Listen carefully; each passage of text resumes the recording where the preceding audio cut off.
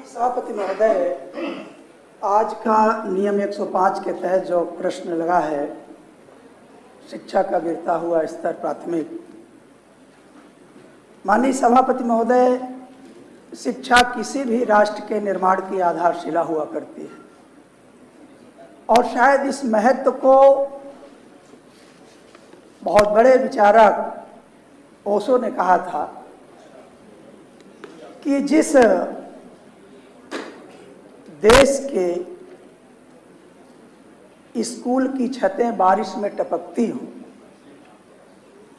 और उस देश के मंदिरों की मीनारें सोने से जड़ी हों, तो वह देश कभी विकसित नहीं बन सकता। अर्थात जो शिक्षा का महत्व है वो सबसे ऊपर है। माननीय सभापति महोदय, भारतीय जनता पार्टी ऐसे भ्रामक शब्दों से खेलती है। अभी नए नए शब्द खोज के ये लाए हैं, स्कूल मर्जर, पेयरिंग, कंपोजिट। माननीय सभापति महोदय, एक किसान मजदूर क्या इन शब्दों के माने समझता है? ये डकैती डालने के लिए जो ऐसे भ्रामक शब्दों का इस्तेमाल किया जाता है, माननीय सभापति महोदय, मैं 2-3 बिंदुओं पर आपका ध्यान जरूर आकृष्ट करना चाहूंगा। माननीय सभापति महोदय, संविधान का आर्टिकल 21 जो जीवन से संबंधित है, और उसी आर्टिकल 21 में 21A जोड़ा गया और ये कहा गया कि 6 से 14 वर्ष के बालकों के लिए निःशुल्क एवं अनिवार्य शिक्षा का प्रावधान सरकार करेगी। और ये कहा गया कि जो 1 से 5 तक का बच्चा है वो छोटा बच्चा होता है, तो निर्धारित किया गया कि वो 1 किलोमीटर के दायरे में विद्यालय होगा। माननीय सभापति महोदय, हमने ये तो सुना है कि अगर कोई व्यक्ति बीमार हो तो उसका इलाज होना चाहिए। भारतीय जनता पार्टी ये पहली बार नियम ला रही है कि बीमार व्यक्ति का इलाज न किया जाए, उसको मार ही दिया जाए। आप 50 से कम संख्या के हवाला देकर के विद्यालय बंद करना चाहते हैं। माननीय सभापति महोदय, कल अगले साल 55 बच्चे हो जाएंगे, क्या आप विद्यालय खोल देंगे? माननीय सभापति महोदय, आज बड़े दुख के साथ ये मुझे कहना पड़ रहा है कि आज इनकी मधुशालाएं तो कंपोजिट हो रही हैं। ठीक है, हमें कोई आपत्ति नहीं, आप मधुशाला खोलिए। और मधुशाला का भी इन्होंने नाम दे दिया है कंपोजिट। इन्हें मधुशाला से तो बहुत प्रेम है, लेकिन पाठशाला से नफरत है। इसलिए नफरत है कि अगर गरीब किसान नौजवान का बच्चा पढ़ लेगा तो वो तर्क करेगा, अपने अधिकारों की मांग करेगा। माननीय सभापति महोदय, ये हास्यास्पद विषय।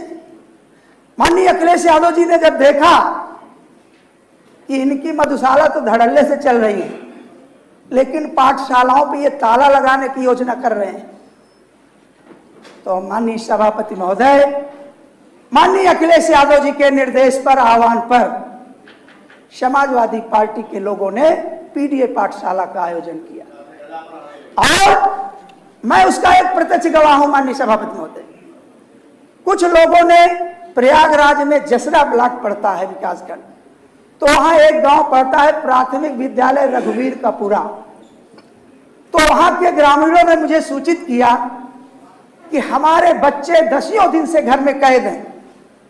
इधर रेलवे लाइन है, इधर हाईवे है और सड़कों पर कीचड़ 1-1, 2-2 फीट है। ये बच्चे कहीं जा नहीं पा रहे हैं। माननीय सभापति महोदय, मैं स्वयं रघुवीर का पूरा गया और वहीं के 2 हमारी बहनें थी जो बीएससी, एमएससी, बीएड थी। मैंने उनको कहा कि आप यहीं पर आकर के इन बच्चों को शिक्षा दीजिए। माननीय सभापति महोदय, अगर हम बच्चों को शिक्षा देने के लिए आगे बढ़ेंगे तो ये FIR करेंगे। मेरे कहने का तात्पर्य माननीय सभापति महोदय ये है कि आज शिक्षा की जो ये दुर्दशा है वो ये है कि यूपी में 7 साल में 36,000 प्राइमरी स्कूल बंद हुए हैं। माननीय सभापति महोदय, 26,000 स्कूलों को कंपोजिट कर दिया गया है। अब कंपोजिट का खेल है क्या, मधुशाला वाला नहीं बताऊंगा, पाठशाला वाला बताऊंगा। माननीय सभापति महोदय, जहां जूनियर में एक प्रधानाध्यापक होता था, प्राइमरी में होता था, तो एक व्यक्ति का रोजगार समाप्त करने के लिए इन्होंने नया शब्द ढूंढा, कंपोजिट। माननीय सभापति महोदय, अब प्रदेश में करीब 20,000 ग्राम पंचायतों में उच्च प्राथमिक विद्यालय नहीं है। उत्तर प्रदेश में 2016-17 में 1,58,914 परिषदीय स्कूल थे। 2019 में प्राथमिक और उच्च प्राथमिक स्कूलों का मर्जर शुरू कर दिया गया। माननीय सभापति महोदय, आज सबसे बड़ा अहम सवाल यह है कि हम लोग शिक्षा की गुणवत्ता पर ध्यान तो नहीं देते। समय का भी ध्यान रखिए। माननीय सभापति महोदय, बस बहुत महत्वपूर्ण विषय है, मैं मात्र 2 मिनट आपका लेना चाहता हूं। समय देखते रहिए। माननीय सभापति महोदय, आज भारतीय जनता पार्टी, वो बेचारा जो शिक्षा मित्र है, वो भी शिक्षा को सुधार रहा था, और इन्हीं की सरकार ने कहा कि आज पढ़ाई का कोई विकल्प नहीं मिल पा रहा है, तो जो मेटोरियस बच्चे थे गांव के, उनको लेकर के शिक्षा मित्र बना दिया गया। और आज माननीय सभापति महोदय, हजारों की संख्या में शिक्षा मित्र आत्महत्या कर चुका है। और कैसे आप शिक्षा का स्तर सुधार रहे हैं? शिक्षा का स्तर सुधार रहे हैं कंपोजिट, मर्जर। ये माननीय सभापति महोदय, भारतीय जनता पार्टी ने सबसे अहम जो कड़ी है विकास की शिक्षा, उसको नष्ट करने का पूरा प्लान बना दिया है और शिक्षा का टोटल पूंजीपतियों के हाथ में रखने का रणनीति बना लिया है। माननीय सभापति महोदय, आपके माध्यम से मैं ये कहना चाहूंगा कि आज जिस तरीके से गरीब किसान मजदूर के बच्चों की शिक्षा छीनी जा रही है, अगर ये सिलसिला बहुत दिन तक चल गया तो माननीय सभापति महोदय, जो हम विकसित राष्ट्र का सपना देख रहे हैं कि हम विकसित राष्ट्र बनाएंगे, माननीय सभापति महोदय, विकसित राष्ट्र तो नहीं आप बना पाएंगे, लेकिन विनाश का राष्ट्र आप जरूर बना देंगे। माननीय सभापति महोदय, मैंने देखा था कि जब द्वितीय विश्व युद्ध की समाप्ति हुई तो इंग्लैंड ने GDP का 5% शिक्षा पर खर्च किया था। आप जोड़ लीजिए, पूरे देश के लगभग 80% पैसे को उन्होंने कहा हम शिक्षा में खर्च करेंगे। क्यों? क्योंकि जो जड़ें होती हैं, जब हम जड़ों को मजबूत कर देंगे, जब नींव मजबूत कर देंगे, तब हम बुलंद देश की तस्वीर खींचेंगे। माननीय सभापति महोदय, आपसे मेरी गुहार है कि भारतीय जनता पार्टी जो ये घिनौना कुचक्र रच रही है और ये PDA, मर्जर, कंपोजिट, इस भ्रम से ये ऊपर उठे और शिक्षा का दामन थाम करके, अगर इनकी नीयत में खोट नहीं है तो इस देश के साथ खड़े हों, अन्यथा की स्थिति में इस देश को बर्बाद होने से कोई नहीं बचा पाएगा। अतः इस लोक महत्व के विषय पर माननीय सभापति महोदय, आपसे मैं चर्चा कराई जाने की मांग करता हूं। बहुत बहुत आभार। माननीय संतोष सिंह जी, नियम 105 में मंदिर का उल्लेख काम रोको प्रस्ताव आता है। मंदिर का उल्लेख किया कि वो अपनी ग्राह्यता पर बोल रहे हैं, उसको हटाना चाहिए उससे, और सरकार उसका उत्तर देगी। हाँ, आशुतोष सिन्हा जी। मान्यवर, आज जो शिक्षा का बहुत महत्वपूर्ण मुद्दा है, जिस पे आज हम लोग बोलने के लिए खड़े हुए हैं, ये सवाल मान्यवर सिर्फ शिक्षा का नहीं है, ये आने वाले जो हमारे भविष्य है उसका सवाल है मान्यवर। जो पीढ़ियां हमारी जो आज अनपढ़ रह जाएंगी सरकार की जो ये नई नीति लाई है उसकी वजह से। मान्यवर, ये उत्तर प्रदेश की में जब से भारतीय जनता पार्टी की सरकार आई है तब से लगातार उत्तर प्रदेश में शिक्षा का स्तर गिरता चला जा रहा है। और ये मान्यवर शिक्षा का जो स्तर गिर रहा है वो ऐसा नहीं है कि कोई संयोग है, ये मान्यवर सुनियोजित षड्यंत्र है भारतीय जनता पार्टी की सरकार का कि गरीब, मजदूर, किसान, उसके साथ दलित हो, अल्पसंख्यक हो, बुनकर हो, आदिवासी हो, इनके बच्चे पढ़ लिख न लें, इसकी साजिश उत्तर प्रदेश की सरकार कर रही है। माननीय बाबा साहब भीमराव अंबेडकर ने ये बात कहा था कि जिस समाज को कमजोर करना है उसे शिक्षा से वंचित कर दिया जाए। आज उत्तर प्रदेश की सरकार लगातार गरीब के बच्चों को वंचित करना चाहती है। मान्यवर, जिस तरह से अभी हमारे सदस्य ने कहा, सही बात है, हमारे देश के संविधान के अनुच्छेद 21A में और शिक्षा के अधिकार अधिनियम 2009 आरटी एक्ट में ये लिखा है कि जिस गांव में 300 की आबादी होगी उसमें 1 किलोमीटर के अंदर आपको विद्यालय बनाना है। और आप सोचिए मान्यवर कि 1 किलोमीटर के अंदर के विद्यालय को बंद करते हुए 4-4, 5-5 किलोमीटर दूर भेजने की साजिश सरकार कर रही है। मान्यवर, इसी एक्ट के सेक्शन 3(1) में लिखा हुआ है कि प्राथमिक विद्यालय निकटतम विद्यालयों में प्राप्त होने का अधिकार देता है।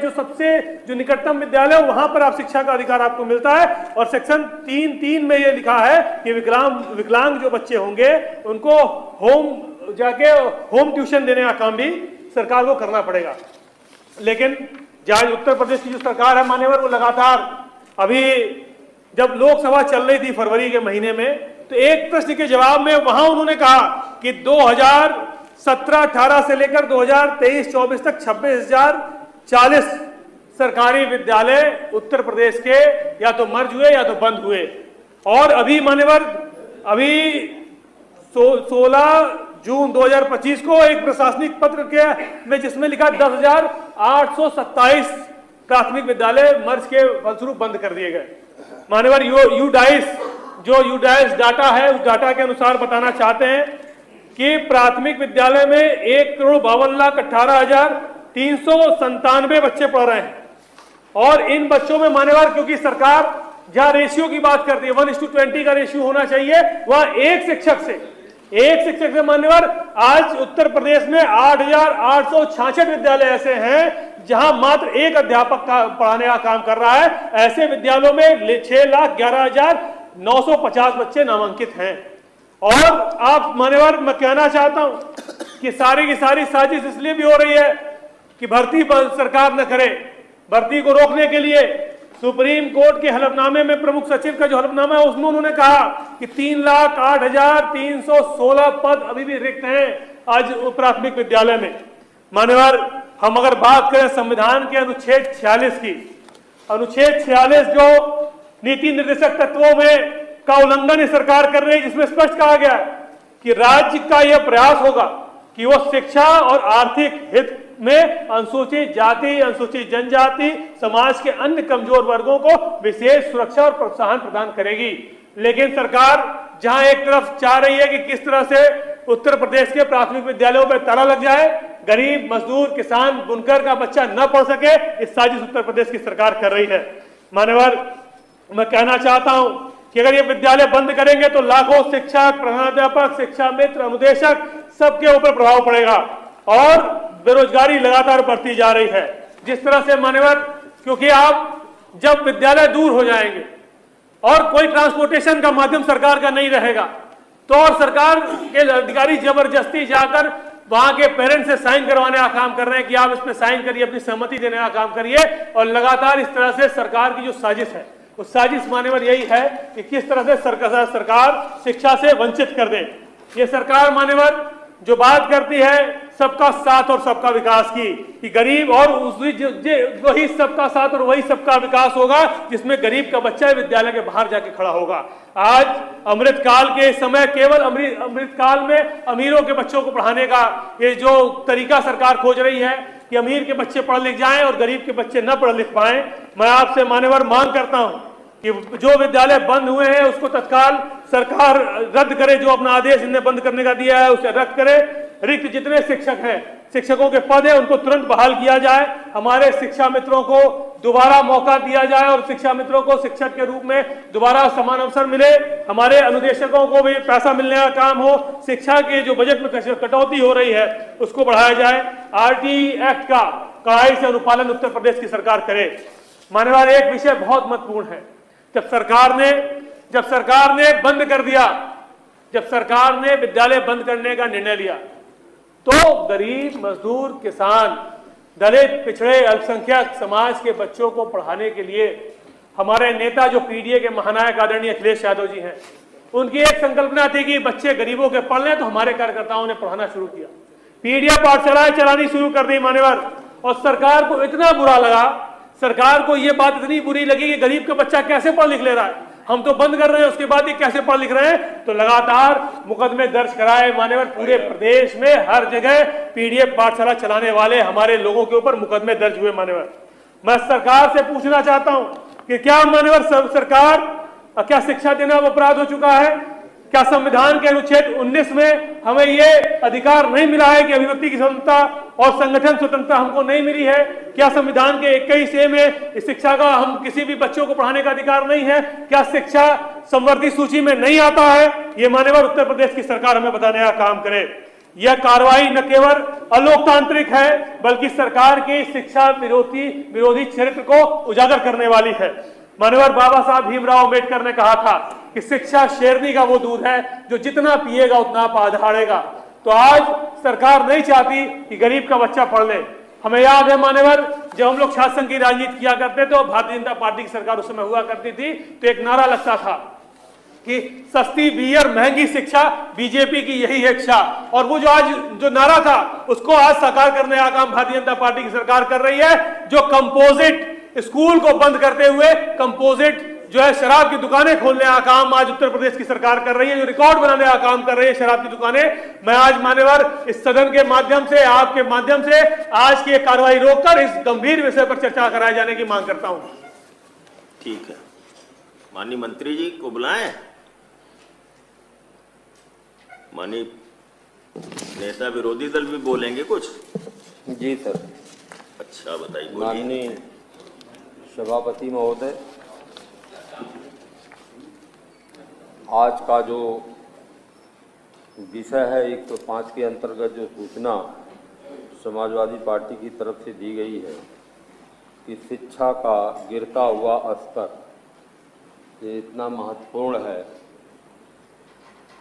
जिससे समाज को और राष्ट्र को आगे ले जाने के लिए शिक्षा के स्तर का उठना ही राष्ट्र को और समाज को आगे ले जाता है। इसकी ग्राह्यता पर मैं बोलना चाहता हूं कि भारतीय जनता पार्टी की सरकार जो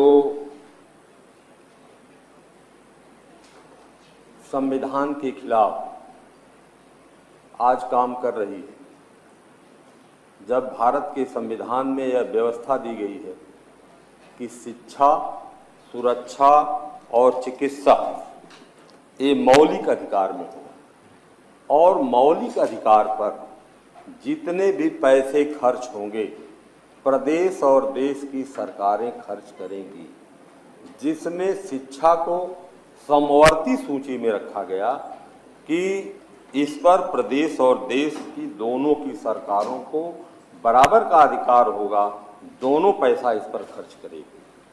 शिक्षा मान्यवर सभापति महोदय व्यवसाय नहीं है, और इसको व्यवसायिक दृष्टि से नहीं देखा जा सकता।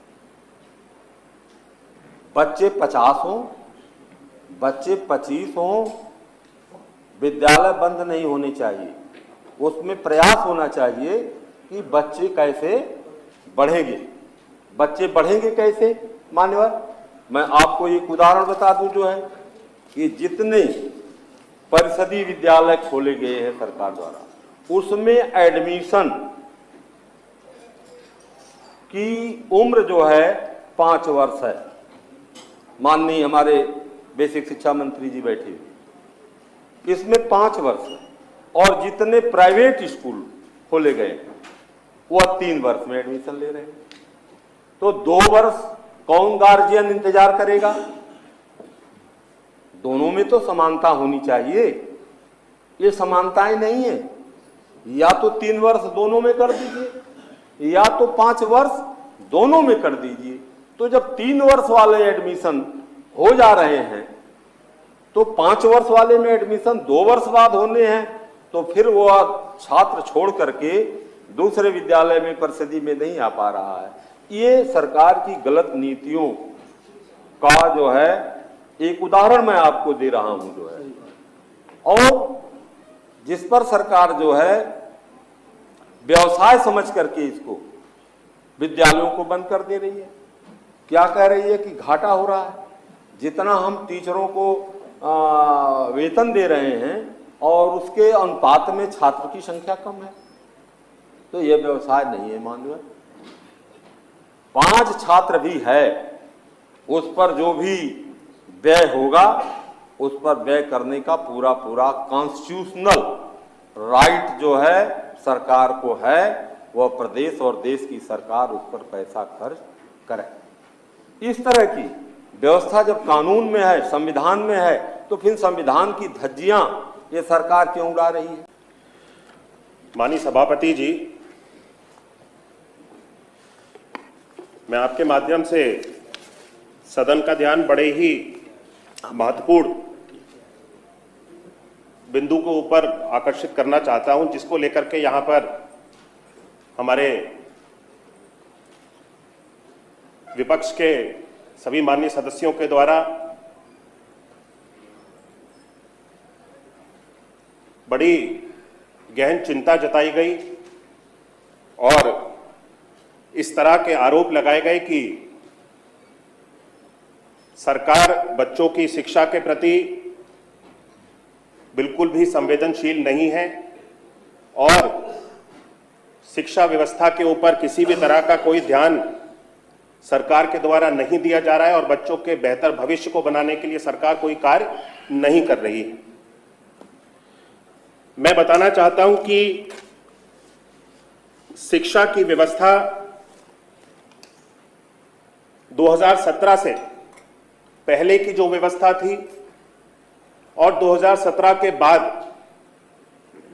जब शिक्षा की व्यवस्था को हम सब लोगों ने, भारतीय जनता पार्टी की सरकार ने, योगी जी के नेतृत्व में हमने इन सभी जिम्मेदारियों को लिया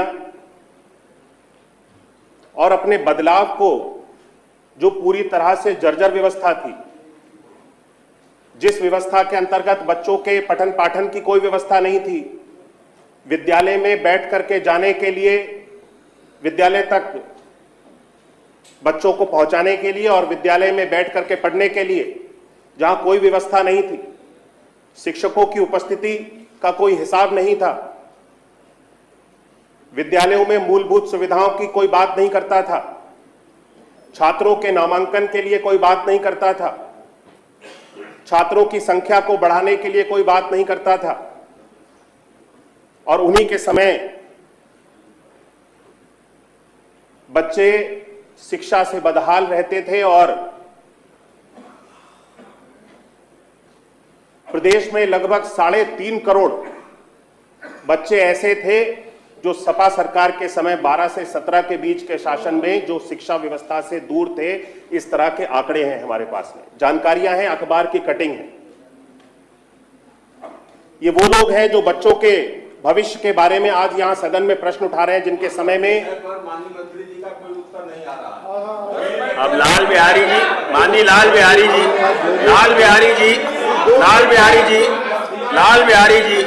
नहीं आप बैठ जाइए, गलत बात है ये। आप कुछ भी बोलेंगे, नहीं आप बैठ जाइए,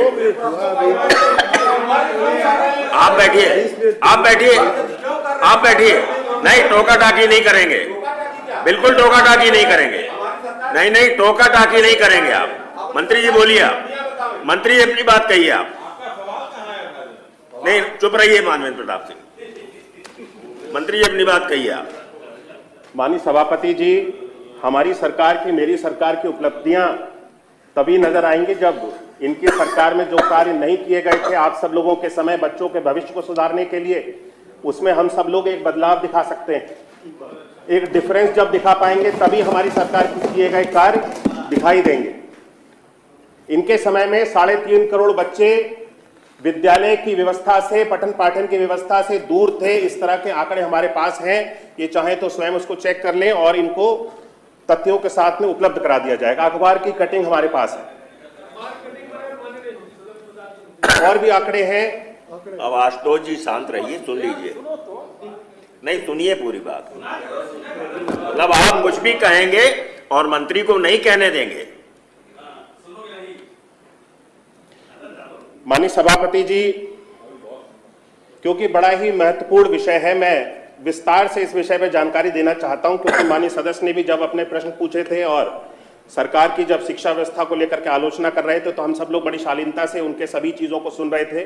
तो मुझे लगता है कि आप सब लोगों को भी, जब सरकार इस पक्ष में अपना पक्ष रख रही है और इस शिक्षा की व्यवस्था को लेकर के, सुदृढ़ व्यवस्था को लेकर, मजबूत व्यवस्था को लेकर के जब दावे सरकार करती है, तो अपने आंकड़े जब आपके सामने प्रस्तुत कर रही है, तो आप उन सारी चीजों को भी सुने। हम सब लोग बच्चों की शिक्षा को बेहतर बनाने के लिए हर वो उचित कार्य कर रहे हैं, हर वो उचित कदम उठा रहे हैं, जिससे हमारे प्रदेश में पढ़ने वाले बच्चे, परिषदीय विद्यालयों में पढ़ने वाले बच्चे हर एक मूलभूत सुविधा के साथ में, बेहतर गुणवत्ता वाली शिक्षा के साथ में, डिजिटल एजुकेशन के साथ अपने पठन पाठन के कार्य को आगे बढ़ा सकें। आज हम अपने परिषदीय विद्यालयों में, मैं स्थिति स्पष्ट कर देना चाहता हूं कि इनके समय में जब परिषदीय विद्यालयों की स्थिति 2017 की थी, किस तरह के विद्यालय थे, मुझे लगता है हम में से किसी भी व्यक्ति से यह छुपा हुआ नहीं है। परिषदीय विद्यालयों में कितने बच्चे पढ़ने जाना चाहते थे और क्या सुविधाएं होती थी, किसी से छुपा नहीं। और इसीलिए इनके सरकार के समय माननीय न्यायालय को भी यह कहना पड़ा था कि जब तक आप स्वयं अपने बच्चे और अधिकारियों को बच्चों को आप इन विद्यालयों में नहीं भेजेंगे, तब तक इन विद्यालयों की तस्वीर सुधरेगी नहीं। इसीलिए आप अपने बच्चों को भी और अधिकारियों के बच्चों को भी परिषदीय विद्यालयों में भेजना प्रारंभ करें। यह माननीय न्यायालय को टिप्पणी करनी पड़ी थी परिषदीय विद्यालयों की स्थिति को देखते हुए, जो कि शर्मनाक है। हम सब लोग जब 2017 में हमने कार्य करना प्रारंभ किया, सबसे पहले हमने अपने मूलभूत इंफ्रास्ट्रक्चर को सुधारने के लिए हमने जिम्मेदारी ली। ऑपरेशन कायाकल्प के माध्यम से हम सब लोगों ने 19 डिफरेंट पैरामीटर्स पे कार्य करना प्रारंभ किया। सोचिए, विद्यालय में कोई भी मूलभूत सुविधा नहीं थी, ना पेयजल की व्यवस्था थी, ना बच्चों के लिए शौचालय की व्यवस्था थी, ना बालिकाओं के और बालकों के लिए अलग शौचालय की व्यवस्था थी। दिव्यांग बच्चों की आपने बात करी, जो दिव्यांग बच्चे विद्यालय तक आने में सक्षम होते हैं, उन बच्चों के लिए CWSN टॉयलेट्स की व्यवस्था किसी भी विद्यालय में नहीं थी। ना किसी भी विद्यालय के अंदर टाइलीकरण हुआ था, ना किसी भी विद्यालय के अंदर स्मार्ट क्लासेस की, स्मार्ट ब्लैक बोर्ड की सुविधा थी, ना किसी भी विद्यालय के अंदर सौर ऊर्जा के माध्यम से बिजली की व्यवस्था थी। और जब अगर बिजली की बात करते हैं तो विद्युतीकरण की बात ही मैं कर लूं। इनके समय में 2012 से लेकर के 17 तक कुल 1708 ऐसे विद्यालय थे जिनके अंदर विद्युतीकरण हो चुका था। आज हम सब लोगों को इस पे कार्य प्रारंभ करना पड़ा। आज विद्युतीकरण को हम सब लोगों ने बढ़ाते हुए चरणबद्ध तरीके से इसको बढ़ाया जा रहा है। आज 65,114 ऐसे विद्यालय हैं जहां पर हमारी सरकार के अंतर्गत विद्युतीकरण किया गया, वहां पे विद्युत की सुविधा पहुंचाई गई। सोलर पैनल्स की भी व्यवस्था हमने अपने विद्यालयों में की है।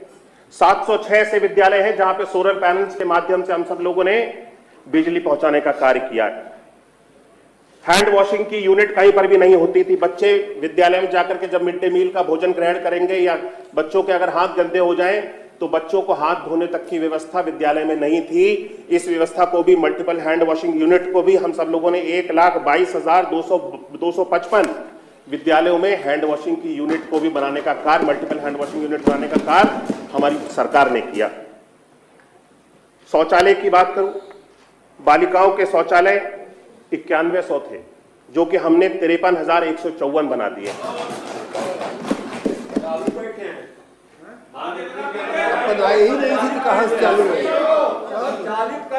आपने बनाया ही नहीं था, आपने बनाया ही नहीं था तो कहां से चालू है? माननीय लाल बिहारी जी, शौचालय भी संचालित होते हैं क्या? हमने तो नहीं सुना, कोई सफाई कर्मी कहीं नहीं है, हमने नहीं सुना है। चलिए ठीक है, ठीक है। हाँ मंत्री जी बोलिए, मंत्री जी बोलिए। अच्छा नहीं लगा।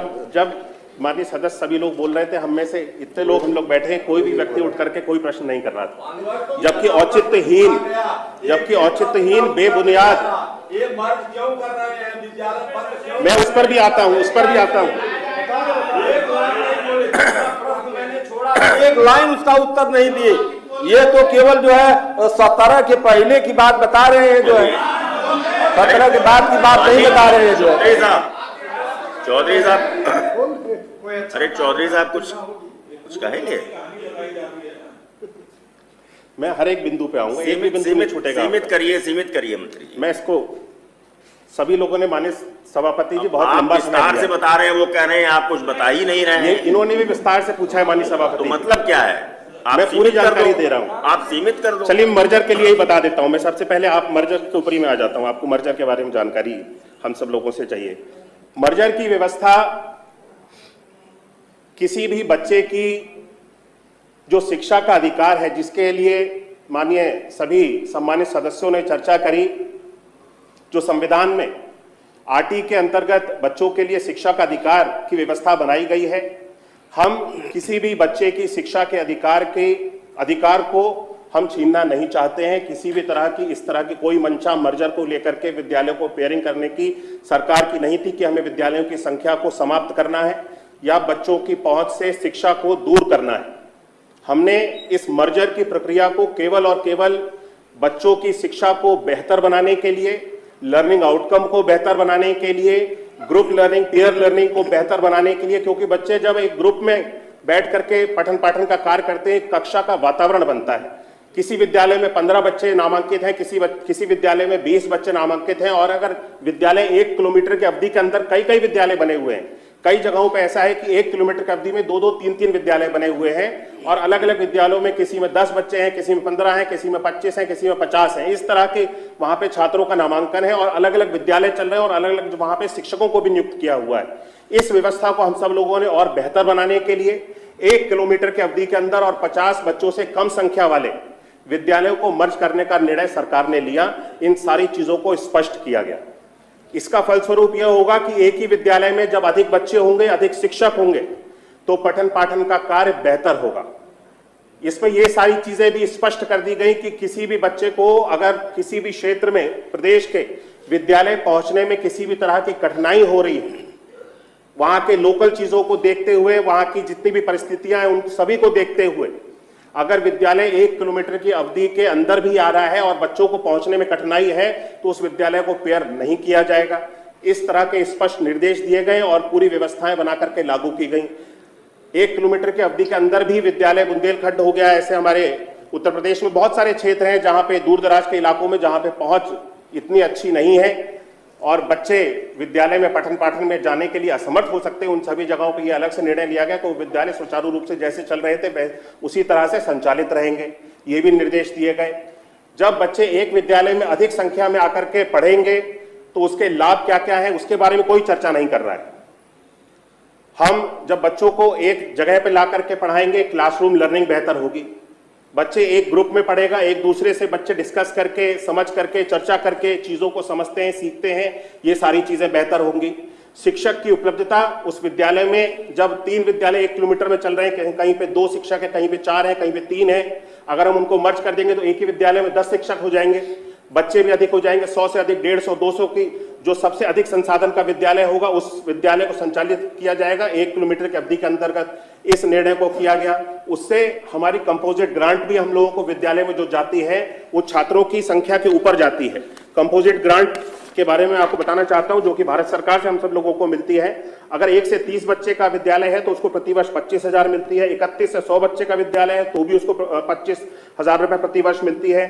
और अगर 101 से 250 संख्या का विद्यालय है तो 50,000 मिलती है। और 251 से 1,000 बच्चों का विद्यालय है तो उसको 75,000 रुपए की ग्रांट मिलती है। और 1,000 की अवधि से अधिक का विद्यालय है तो उसको 1 लाख रुपए की ग्रांट मिलती है।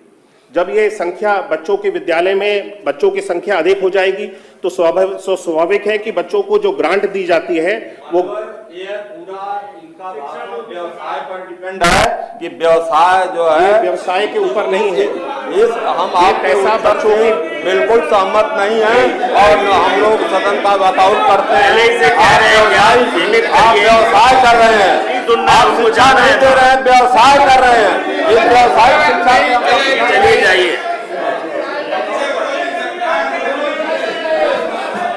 हम पहले ही से कह रहे हैं सीमित करिए, क्यों विस्तार से बता रहे हैं?